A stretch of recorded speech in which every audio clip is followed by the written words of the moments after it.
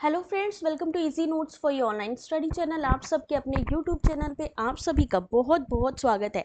Friends, यहाँ पर कुछ क्वेश्चंस मैंने 28 फरवरी के सॉल्व करवा दिए थे। जैसा कि आप जानते हो कि हम लेटेस्ट क्वेश्चन पेपर, ये क्वेश्चन पेपर आपको कहीं पर भी नहीं देखने को मिलेंगे। ये लेटेस्ट क्वेश्चन पेपर हैं फरवरी मार्च के, यानी ये जो अभी रिसेंटली एग्जाम हुआ है 2023 का, उसके क्वेश्चन पेपर आप देख रहे हैं। और यहाँ पर कुछ क्वेश्चंस आपके सामने लेकर आए हैं, तो गाइस जल्दी से वीडियो को लाइक एक शेयर कर दीजिएगा और अगर अभी तक सब्सक्राइब नहीं किया है तो सब्सक्राइब कर लीजिएगा। चलिए क्वेश्चन को सॉल्व करना शुरू करते हैं, देखते हैं कि कैसे क्वेश्चन एग्जाम में आए हैं।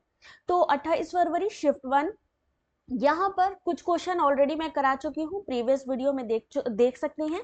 यहाँ पर क्वेश्चन है, the symbolic mode of communication is, यानी संप्रेषण का जो प्रतीकात्मक विधि है, ठीक है, उसे हम क्या कहते हैं? Instrumental, non ritualistic, socio cultural या मैकेनिकल।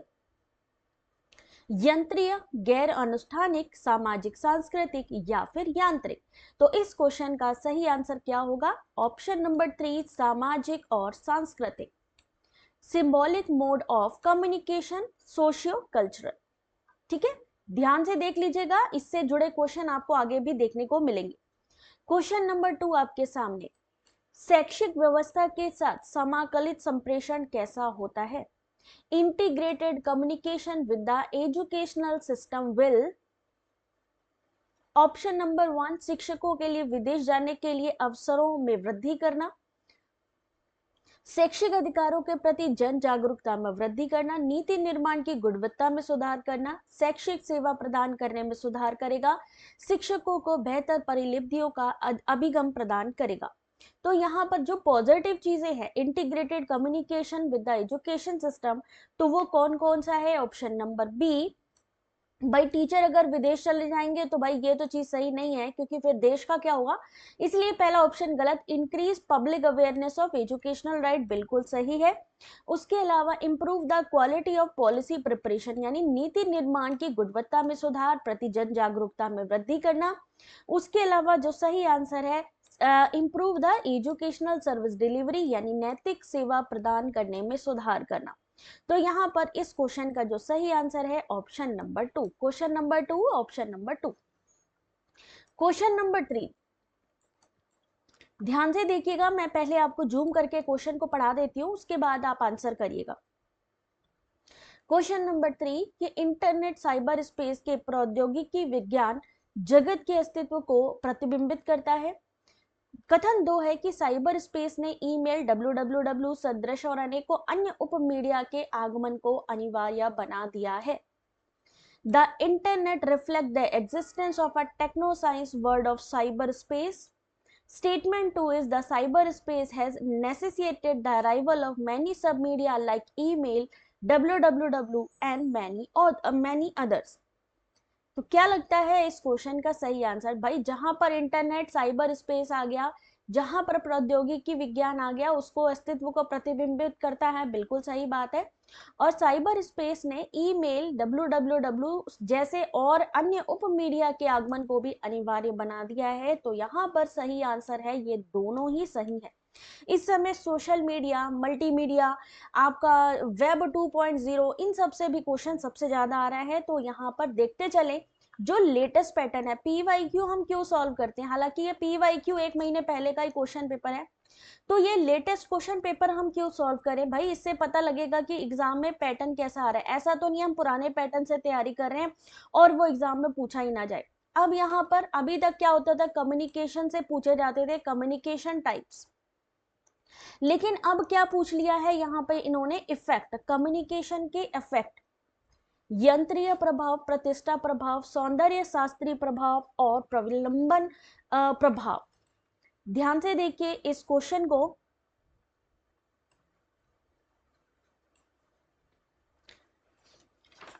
यंत्रीय प्रभाव, प्रतिष्ठा प्रभाव, aesthetic effect, respite effect,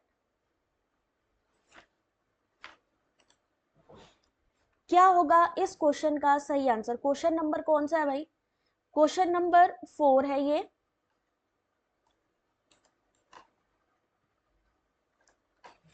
question number 4, और इस क्वेश्चन का जो सही आंसर है वो क्या है? ऑप्शन नंबर 4 इस क्वेश्चन का सही आंसर है। यानी कि यंत्री प्रभाव क्या चीज होती है भाई? यंत्री प्रभाव, यहां से क्वेश्चन आ रहा है आपका, तो संप्रेषण प्रभाव, यंत्री प्रभाव क्या चीज है? व्यवहारिक समस्या से निपटने का सामर्थ्य। प्रतिष्ठा प्रभाव क्या होता है? आत्म अनुमोदन में वृद्धि करना। सौंदर्य शास्त्रीय प्रभाव यानी कला एवं साहित्य के निदर्शों से अनुभव प्रतिविलंबन प्रभाव सुखद विकर्षण। यानी ऑप्शन नंबर 4 इस क्वेश्चन का सही आंसर है। Instrumental effect, competence to deal with a practical problem, prestige effect, increase in self approval, aesthetic effect, experience from the specimen of art and literature, और रिस्पाइट इफेक्ट, प्लीजेंट डिस्ट्रैक्शन। ये new question है, याद रखिए exam का। अभी तक आपसे communication type पूछते थे, कम्युनिकेशन के बारे में पूछते थे, बैरियर्स के बारे में पूछते थे, लेकिन अब कम्युनिकेशन इफेक्ट यानी यहाँ पर जो इंस्ट्रूमेंटल है, प्रेस्टीज है, एस्थेटिक है, रिस्पाइट है, इनको भी अब आपको पढ़ना होगा। होता क्या क्या है ये? इंस्ट्रूमेंटल, प्रेस्टीज, रीइंफोर्समेंट भी होता है भाई, एस्थेटिक भी होता है। तो इंस्ट्रूमेंटल का क्या चीज मतलब होता है भाई? क्या बताएगा कोई? मुझे बताएगा। इंस्ट्रूमेंटल यानी जहां पर आप तथ्यात्मक रिपोर्ट की बात करते हैं, जैसे कि उदाहरण के तौर पर समाचार हो गया, जहां पर आपको फैक्ट मिलते हैं, ठीक है ना, समाचार, लेख, अनुदेश, मैनुअल या वैज्ञानिक रिपोर्ट। संचार क्या होता है? इंस्ट्रूमेंटल संचार जो एक व्यवहारिक उद्देश्य की पूर्ति करता है, जैसे सूचना या निर्देश देना। प्रेस्टीज जिसे हम प्रतिष्ठा कहते हैं, जैसे कि भावुकता, संचार जो वक्ता या संदेश की प्रतिष्ठा या स्थिति को बढ़ाता है। रोमांस, उपन्यास, प्रसिद्धि, लोगों की जीवनी या संस्मरण। सुदृढ़ीकरण विशेष अनुरोध की एक श्रृंखला जहां पर संचार जो दर्शकों के विश्वासों या दृष्टिकोणों को पुष्ट या मजबूत करता है। प्रेरक भाषण, इसमें कौन कौन से एग्जाम्पल आते हैं? मान लीजिए अभी तो इन्होंने इस तरीके से पूछ लिया कि ये क्या होता है, लेकिन अगर मान लीजिए उन्होंने अगली बार आपसे उदाहरण पूछ लिया तो क्या करेंगे, है ना? तो प्रेरक भाषण, सार्वजनिक सेवाएं, घोषणाएं, प्रेरक वीडियो। सौंदर्य विषय यानी एस्थेटिक में क्या आएगा? लेखक का अवलोकन यानी ऑथर ऑब्जर्वेशन, जिसमें आपकी कविता, पेंटिंग, संगीत। संचार का मूल्यांकन उसके सौंदर्य गुण और उसकी सुंदरता या भावनात्मक प्रभाव के आधार पर किया जाता है।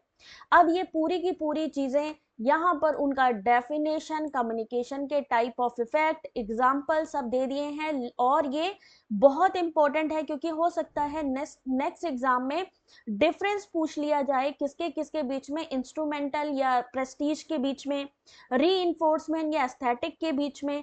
तो इसलिए आपको ये कम्युनिकेशन के जो इफेक्ट है इनको बहुत ध्यान से पढ़ना है, ठीक है? ऐसे मैचिंग भी दोबारा आ सकती है, इसलिए दिस क्वेश्चन क्योंकि नया है और पहली बार पूछा गया है तो इंपॉर्टेंट क्वेश्चन है ये।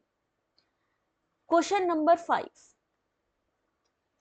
मैथमेटिकल एक क्वेश्चन है, ठीक है? चलो सॉल्व करना शुरू करते हैं, क्योंकि सॉल्व इसलिए करना जरूरी है कि एग्जाम में आ गया तो क्या करेंगे हम। तो यहाँ पर एक क्वेश्चन दिया है कि किसी फल विक्रेता के पास 3 दिन तक बेचे जा सकने वाले फल भंडार है। कितने दिन तक? 3 दिन तक के लिए। उसमें से 50% यानी उपलब्ध फलों का 50% वो बेच देता है, यानी कि सोल्ड आउट कर देता है। तो इसको हम कैसे लिख सकते हैं कि आधा बेच देता है, यानी 1/2। फिर जो बाकी बच गए, बाकी कितने बचे? 50% बच गए भाई, 50% बेच दिए, 50% बच गए। तो कितने प्रतिशत? तो उस जो बाकी फल बचे हैं उसमें से भी 10% फल रात में बर्बाद हो जाते। 3 दिन की बात हो रही है, तो हम इसको और कैसे लिख सकते हैं कि हम 10% फल जो बचे हैं वो बर्बाद हो गए। अब 3 दिनों में बेकार हो जाने वाले फलों की कुल संख्या है 1983, यानी जो टोटल जो फल बेकार हो गए हैं, जो स्पॉइल हो गए हैं, वो है 1983। तो उन्होंने कहा कि अगर मान लीजिए 1983 अगर जो है खराब हो गए फल है 3 दिन के अंतर्गत, तो यहाँ पर कितने शुरुआत में उसके पास फल थे। क्या कर लेंगे? मान लीजिए अभी हमें यहाँ पर कोई इन्होंने बताया तो है नहीं कितने फल थे स्टार्टिंग में, तो हम क्या करेंगे, यहाँ पर ये संख्या हमें पता है आधे का, तो हम क्या कर लेते हैं, एक सिंपल सा 2 का क्यूब ले लेते हैं। तो अगर हम 2 के क्यूब के अकॉर्डिंग ले लेंगे तो मान लीजिए हमारे पास स्टार्टिंग में फूड थे 8000। ठीक है, चलिए स्टार्ट करते हैं यहाँ पर इसको थोड़ा सा सिंपल तरीके से आपको कराने का, क्योंकि हमें पता नहीं है, हम मैथ्स में क्या करते हैं, अज्यूम करते हैं। तो मान लीजिए 8000 है, ठीक है, 8000 में क्योंकि हमने 2 का क्यूब ले लिया, ठीक है, अब 2 का क्यूब कितना होता है, 2 इंटू 2 इंटू 2 यानी 8। तो 8000 मान लो थे, जिसमें से इन्होंने कहा कि आधे जो हैं वो क्या हो गए, आधे जो हमारे थे वो सोल्ड आउट हो गए। तो हमने आधे अगर हमने इसके किए तो कितना हुआ, 8000 का आधा कितना हुआ, 4000। अब इन्होंने कहा वो जो बचे हैं, अब भाई इन्होंने कहा 8000 का 4000 हो गया आधा, अब 4000 का जो बचे हैं उसके 10% निकाल लीजिए, तो कितना होगा 10%, 400। सेम ऐसे ही फिर हम आगे चलेंगे। अब ये जो 4000 है, 4000 में 400 आप फल को माइनस कर दीजिए, कितना बचेगा, 3600। अब फिर से हम यहाँ पे क्या दूसरे दिन की बात करें, भाई फर्स्ट डे पहले दिन तो ये हो गया, मान लीजिए हमने 8000 लिया। अब आ गई बात सेकंड डे की। अब हमारे पास कितनी बची, कट कटा के 3600, क्यों, 8000 का आधा कर दिया 4000, 4000 का 10% निकाल लिया 400, 400 को 4000 से भाग दे दिया, अब बचा 3600, इसका आधा कितना हुआ, 1800 हुआ। अब इस 1800 का 10% इन्होंने कहा बर्बाद हो गया, कितना बर्बाद हो गया, यानी कि 180। अब हम तीसरे दिन की बात करते हैं, थर्ड डे। अब 1800 में क्या करेंगे हम, 180 को माइनस करेंगे, कितना बचेगा यहाँ पे, 1620। ठीक है, अब हमारे को जो थर्ड डे है उसका क्या निकाल लेंगे हम, 1620 का आधा कितना हुआ, 810। 810 का क्या निकाल लेंगे, 810 का 10% जो हमारा वेस्ट हो गया, यानी कितना हुआ, 81। ठीक है, अब हमने देखा कि पहले दिन 400 फल बर्बाद हुए, दूसरे दिन 180, तीसरे दिन 81, यानी टोटल मिलाकर के जो हमारे फल वेस्ट हुए वो कितने हुए, 661, इतने वेस्ट हुए।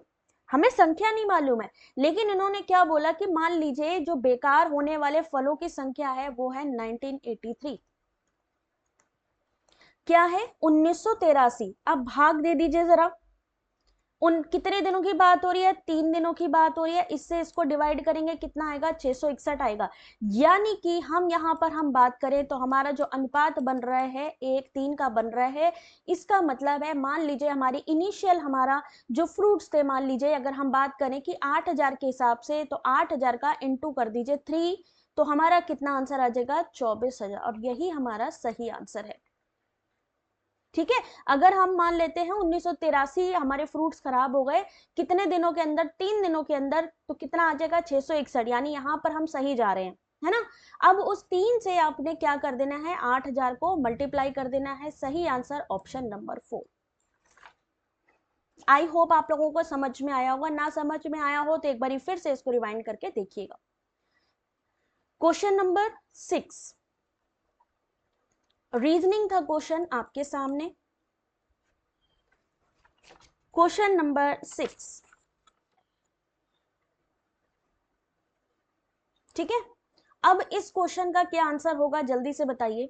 इन्होंने लिखा है किसी भाषा में टूर को 416 लिखते हैं, स्क्रू को 73698 लिखते हैं, तो टीयर को 4926 लिखते हैं, तो स्वेटर को क्या लिखेंगे। मैं थोड़ा सा जूम कर देती हूं, आराम से पढ़िए।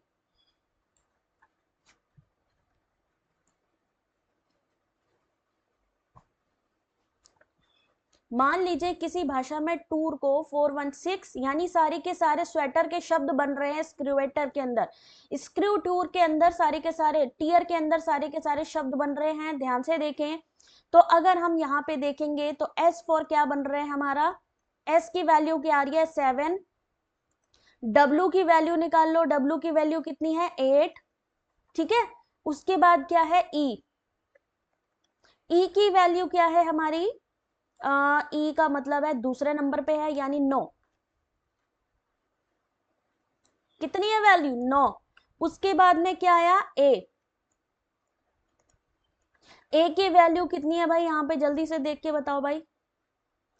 ए की वैल्यू है, टीयर में आएगी ए की वैल्यू जो कि होगी 2,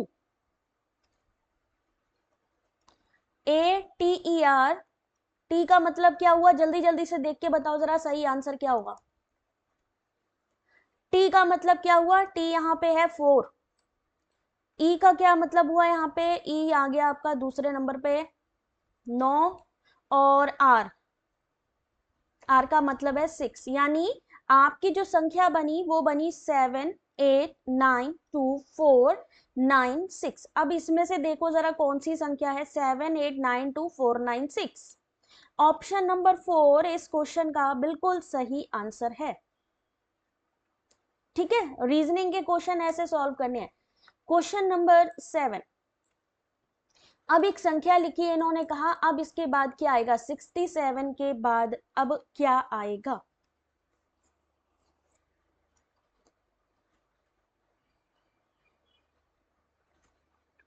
जल्दी से बताइए, 67 के बाद अब क्या आएगा। अब जब भी आप रीजनिंग के क्वेश्चन सॉल्व करते हैं तो आप सबसे पहले क्या देखेंगे कि कौन सी सीरीज बन रही है, यानी बीच में जो गैप आ रहा है वो गैप कितने का है। अगर आप वो समझ गए तो आप पूरे के पूरे क्वेश्चन को आराम से सॉल्व कर लेंगे। तो पहले क्या आ रहा है, यहाँ पे 5 है, 5 के बाद 7 है, 7 के बाद 11 है, 11 के बाद 19, 35 और 67, और 67 के बाद बताना है कि क्या आएगा। ठीक है, तो हम क्या करेंगे, पहले 5 और 7 के बीच का गैप देखेंगे। 2 2 का गैप है, 7 और 11 के बीच में 4 का है, 11 और 19 के बीच में कितने का है, 8 का। यानी यहाँ पर सिंपल सी बात है, 2 मल्टीप्लाई होता जा रहा है। तो यहाँ पर इसके बीच में क्या है, 16, इसके बीच में क्या है, 32। ठीक है ना, मल्टीप्लाई होता जा रहा है, 16 दूनी 32। तो यानी अब अगली संख्या क्या हो जाएगी हमारी, 32 इंटू 2 कर दीजिए, 64। यानी कि 64 प्लस 67 करेंगे तो हमारा जो सही आंसर आएगा वो होगा 131। इस क्वेश्चन का सही आंसर 131। लेटेस्ट क्वेश्चन पेपर जिसे आप लोग सॉल्व कर रहे हैं, इस क्वेश्चन का सही answer 131। Which fallacy is committed in the following argument? अब एक fallacy का क्वेश्चन आपके सामने। fallacy का क्वेश्चन आपके सामने। As a society, we have an obligation to support the needy because people who do not have sufficient resources have a right to the resource of the community. समाज के रूप में हमारा दायित्व है कि हम जरूरतमंद लोगों की सहायता करें, क्योंकि जिन लोगों के पास पर्याप्त साधन नहीं होता है उनका सामुदायिक संसाधनों पर अधिकार होता है। क्या होगा इस फैलेसी का, ध्यान से देखिए। तो पहला वाला जो स्टेटमेंट दिख रहा है, यानी पहली प्रीमाइस जो दिख रही है, उसमें आपको दिखाई दे रहा है कि हमें जरूरतमंद लोगों की सहायता करनी चाहिए, क्योंकि यानी दूसरा वाला जो हमारा प्रीमाइस है उसमें क्या आ रहा है, कंक्लूजन आ रहा है। कोई क्वेश्चन करा गया और उस क्वेश्चन के बारे में लास्ट में कंक्लूजन निकाला गया कि हाँ भाई ये प्रॉब्लम चल रही है, और उसका बाद में निष्कर्ष निकाला गया कि हमें ऐसा करना चाहिए। जब इस तरीके की चीज आएगी तो क्या होगा, आत्माश्रय दोष यानी कि बेगिंग द क्वेश्चन होगा। जब उसी प्रीमाइस में क्वेश्चन और उसी प्रीमाइस में कंक्लूजन दिया जाए, जैसे कि begging the question is similar to using a circular argument that does not address the original question, जैसे कि क्लीन अप द मेस, किसी ने कहा कि मेस को साफ करिए, तो एक बच्चे ने कहा बट वाई, क्यों करूं। फिर उसने कहा क्योंकि, अब वो खुद ही अपने क्वेश्चन का या अपनी चीजों के बारे में बात कर रहा है, because it needs to be clean, यानी कि वो जो है साफ होना चाहिए, इसलिए उसको साफ करिए। तो बेगिंग द क्वेश्चन क्या हुआ कि जब हम खुद ही अपनी बात कह के उसी चीज को हम क्लियर करें कि ये काम करो क्योंकि ऐसे, तो वहां पर क्या हो जाएगा, सर्कुलर आर्ग्यूमेंट फैलेसी हो जाएगी या बेगिंग द क्वेश्चन हो जाएगा। अब यहां पे देख सकते हैं, एक और एग्जांपल मैं दे रही हूं, जैसे कि can you explain what you mean when you say Aladdin is your hero. Of course I mean he acts heroically which means that to you, यानी अज्यूमिंग द कंक्लूजन, यानी कोई बात कह के उसको बाद में उसका कंक्लूजन निकालना, क्या हो जाएगा, begging the question. Question number कौन सा है भाई, क्वेश्चन नंबर ये 8 था, क्वेश्चन नंबर 9। इस तरीके के क्वेश्चन इस बार आए हैं बहुत ज्यादा। कौन से क्वेश्चन है ये, क्लासिकल स्क्वायर फॉर पोजीशन।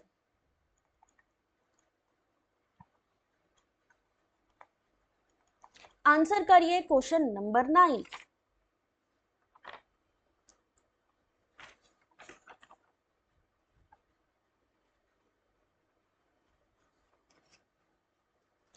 क्या होगा इस क्वेश्चन का सही आंसर? नो फिश, यहां पर दिया गया एक स्टेटमेंट और आपसे कहा है कि बताइए कौन सा उसके समान है। No fish are mammal, all fish are mammals, some fishes are mammals, some mammals are not fishes. कोई भी मछली स्तनपायी नहीं है, ये कौन सा स्टेटमेंट हो गया हमारा? कोई भी नहीं है, यानी ए ई मतलब यूनिवर्सल निगेटिव। यूनिवर्सल निगेटिव का मतलब है हमें उसी से संबंधित यूनिवर्सल निगेटिव यानी उसी के जैसा जो हो, जैसे कि कोई भी मछली स्तनपायी नहीं है, कोई भी स्तनपायी मछलियां नहीं होती है। ठीक है बात, सभी मछलियां स्तनपायी होती हैं। अब ये क्या हो गया हमारा स्टेटमेंट? ए हो गया यूनिवर्सल पॉजिटिव। अब हमने क्या देखना है? यूनिवर्सल पॉजिटिव देखना है। लॉजिकल इक्विवेलेंट, जल्दी से बताइए इस क्वेश्चन का सही आंसर।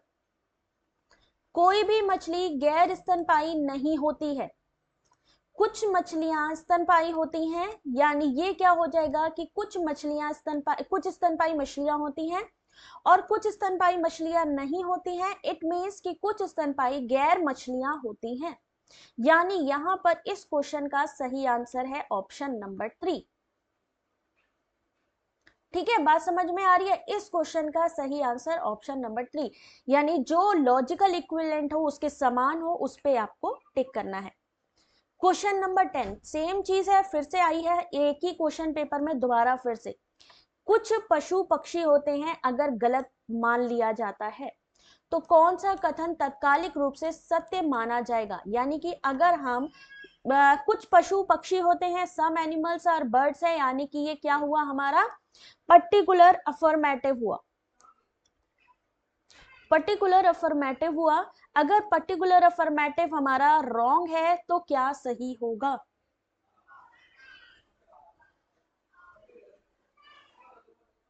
विरोधाभास करके देखिए, इसका विरोधाभास देखिए। अगर ये गलत है,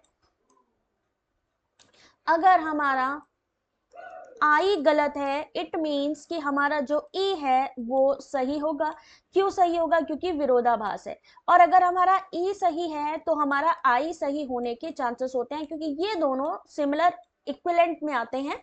तो यहां पर इस क्वेश्चन का जो सही आंसर है, पहले तो ई देखिए, ई कौन सा है? इसमें कोई भी पशु पक्षी नहीं होता है, ये क्या है हमारा? ई। ठीक है, उसके बाद में कुछ पशु पक्षी नहीं होते हैं, यानी कि आई। सेम ऐसे ही अगर हमारा यूनिवर्सल पॉजिटिव ट्रू होगा, यानी ए सही होगा, तो हमारे आई के भी सही होने के चांसेस होंगे। सेम ऐसे ही अगर निगेटिव निगेटिव की बात है, यानी कि आपका ई और आई निगेटिव निगेटिव है, तो इन दोनों के सही होने के चांसेस है। अगर ई सही है तो आई भी सही होगा, ए सही है तो आई सही होगा, लेकिन ए अगर सही है तो आई सही नहीं होगा, ए अगर सही है तो ई सही नहीं होगा। दोनों में ये डिफरेंस है। यहां पर क्लासिकल स्क्वायर ऑफ ऑपोजिशन का बेहतरीन क्वेश्चन आप सभी के सामने लीजिए। फिर से एक क्वेश्चन है classical square of opposition. Classical square of opposition से 3 से 4 क्वेश्चन का मतलब है कि इस बार 8 नंबर तो यही मान के चलिए कि आपके क्लासिकल स्क्वायर ऑफ ऑपोजिशन से आए हैं। अब क्या कहा है कि कौन सा कथन इस प्रकार से संबंधित है कि वो दोनों सही नहीं हो सकते हैं, हालांकि वे दोनों गलत हो सकते हैं।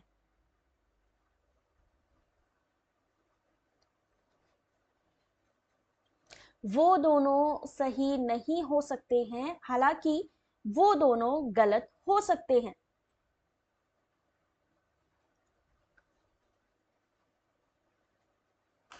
अगर हम बात करें कौन एक साथ सही नहीं हो सकता, कौन एक साथ सही नहीं हो सकता? Universal positive, universal negative, particular affirmative और पर्टिकुलर निगेटिव। ठीक है, अब ए और ओ का विरोधाभास है, कॉन्ट्राडिक्टरी है। आई और ई का संबंध और ए और ओ का संबंध। आई और ओ क्या होते हैं? सब कॉन्ट्रेरी होते हैं, यानी कि ये दोनों एक साथ गलत नहीं हो सकते।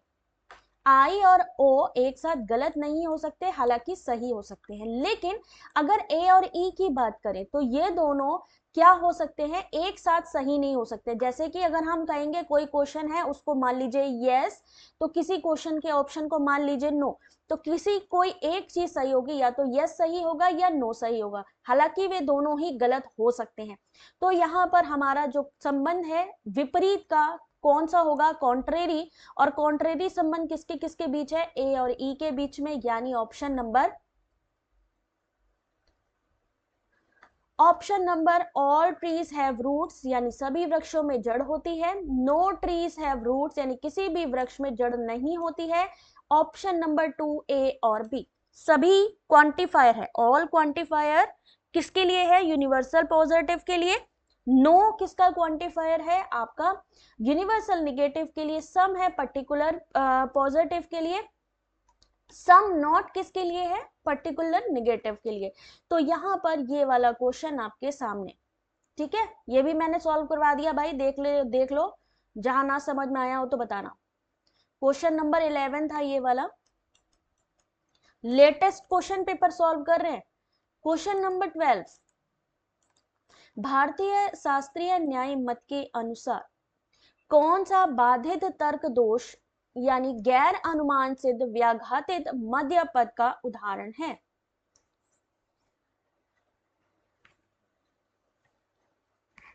अकॉर्डिंग टू न्याय which of the following is an example of बाधित फैलेसी। बाधित का क्या मतलब है, जो अपने ही प्रीमाइस को काट के उसको सही करे, अपने ही प्रीमाइस का आंसर करे, जैसे अभी बताया आपको उसी से ही कंक्लूजन निकाले। जैसे कि अग्नि शीतल है क्योंकि ये एक तत्व होती है। Fire is cold because it is substance. ये किसका उदाहरण है, बाधित का। याद रखिए आपके सामने इस तरीके के भी एग्जाम्पल आते हैं जहां पर आपसे पूछी जाती है कि बताइए इनमें से कौन सी ये फैलेसी है। तो आपने ध्यान से उस फैलेसी के बारे में, जैसे कि sound is quality because it is visible, sound is eternal, ये कौन कौन सी फैलेसी हैं।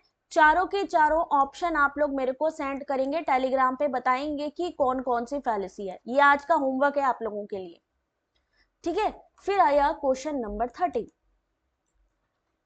आईसीटी का क्वेश्चन है डेटा कंप्रेशन पे। डेटा संपीड़न को सर्वोत्तम ढंग से वर्णित किया जाता है। Which statement best describe data compression.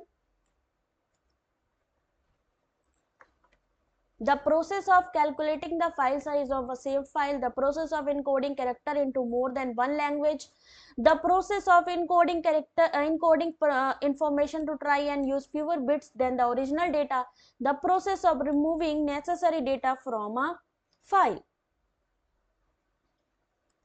सही आंसर ऑप्शन नंबर 3, मूल डेटा की अपेक्षा कम बिट के प्रयोग के द्वारा सूचना को कूटबद्ध करने की प्रक्रिया। डेटा कंप्रेशन क्या है, जहां हम इंफॉर्मेशन को एक शॉर्ट फॉर्म में या कम बिट्स का यूज करते हुए, ओरिजिनल डेटा होता है लेकिन उसको हम साइज डिफर कर देते हैं, उसको कम बिट्स में सेव करने की, कूटबद्ध करने की प्रक्रिया होती है डेटा कंप्रेशन की, ठीक है। आई होप ये क्वेश्चन गाइज आप लोगों को समझ में आए होंगे। बहुत ही इंपॉर्टेंट क्वेश्चन है, हालांकि मैंने इतने ही तैयार किए हैं, नया क्वेश्चन पेपर है। तो भाई जाने से पहले आप सबने क्या करना है, वीडियो को लाइक शेयर सब्सक्राइब करना है अगर आप चाहते हो कि बाकी जितने भी लेटेस्ट क्वेश्चन पेपर हैं। और एक चीज और है, अगर मान लीजिए आपके पास क्वेश्चन पेपर है और आप चाहते हो कि हम पेपर 1 आपको सॉल्व करवाएं, भाई अभी यूजीसी साइट पे तो नहीं आया है क्वेश्चन, तो हमारे पास जो अवेलेबल है बच्चों के द्वारा ही अवेलेबल है। तो आप क्या करेंगे, हमारे पास सेंड कर सकते हैं divya.gautam,